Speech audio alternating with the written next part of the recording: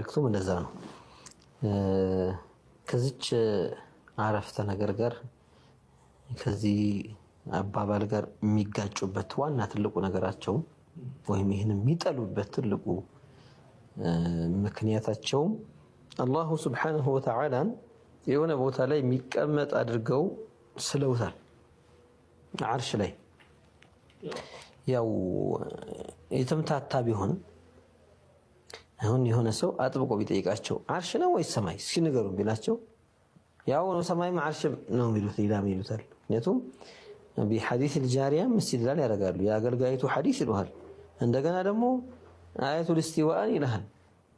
እንደገና فوق 7 سماوات ተብሏል ይልሃል። فوق 7 سماوات ኩርሲይም አለ፣ ጀነትም አለች። فوق 7 سماوات ዓርሽም አለ ከዛ በላይ። እንደገና ሌላ አያ አአሚንቱም መን ፊ ሰማእ ብሎ የለ እንዴ ይልሃል። አም አሚንቱም መን ፊ ሰማእ ብሏል ይልሃል። አሁን የትኛው ሰማእ ሲሉ የትኛው ሰማይ? 7 ሰማይ ነው ያለው።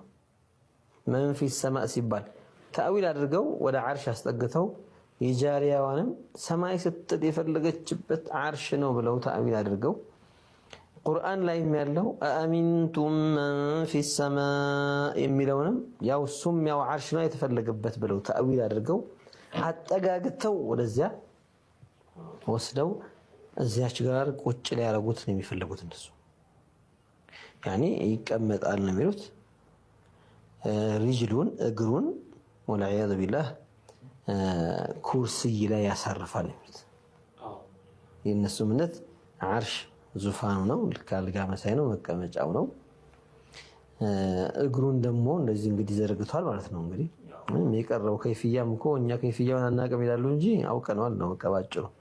እግሩንም ዘርግቶት ልክ ይሄ ፀጉር ቤት ወንበር እንደሚባለው እንዴት ነው ሰው ሲቀመጥ እግሩን የሚያኖርበት ቦታ አለ ወይ? ደግሞ ሰው ከአልጋ ሲወርድ ሊወርድ ሲል እግሩን የሚያስቀምጥበት ኩርሲ የምትባል ነገር አለች። እና እነሱ ወልኩርሲዩ መዋዲዑል ቀደመይን የሚል ወስደው በቃ እግሩን እዛ ጋር የሚያሳርፉ ብለው ነው ያሰቡት። ምናልባት መደገፊያ ያለው ወይስ የለውም ቢባል አይ እኛ ላየነውም እኛ እናውቀው ነው። አልጋ ዝም ብሎ ለጥ ያለ ነው ልክ እንደሚተኛበት አልጋ ነው ወይስ ደግሞ ቀዋኢም አለው ነው ደግፍ ማለት ማለች ያለው በቀኝ በግራም እኛ እንደ ወንበር እንደ ሶፋ አለ ወይ ይባሉ ምናልባትም አይ ይሄ አልመጣለም ቢሉ ይችላሉ። አልሙሂም ያንን ስለሚያስቡ አላሁ መውጁድን ቢላ መካን የሚለው ያንን ሁሉ ያፈርስባቸዋል። አላሁ መውጁድን ቢላ መካን فإن الله غني عن العالمين تفسير ነው።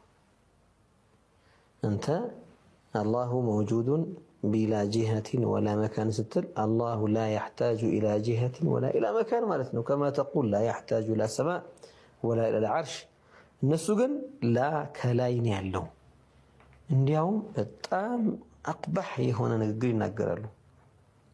إذا جلس على العرش سمع له أطيط كأطيط الرحل الجديد بلو يتم الله والعياذ بالله. يسيدي من نجرم يسمع البلو والعياذ بالله ككبدته يتنسى بلو المسود. سلذي ثقيل أرجو شكم أرجو كبدته يعلو نجر أرجو ثاني عرش نسمان تشكمه عارات ملائكة والشكمه ثان هاس الذي نسوا الله عرش ملائكة تكمته يعني لازم نرله هنا سو እዚህ ጠረጴዛ ላይ ቢቀመጥ ጠረጴዛውን ሰዎች ቢሸከሙት ሰውየውን ተሸክመውታል ይባላል እኮ አይደል? ናዕሽ ላይ አድርገው ሰውየውን ተሸክመውት ሄዱ ይባላል።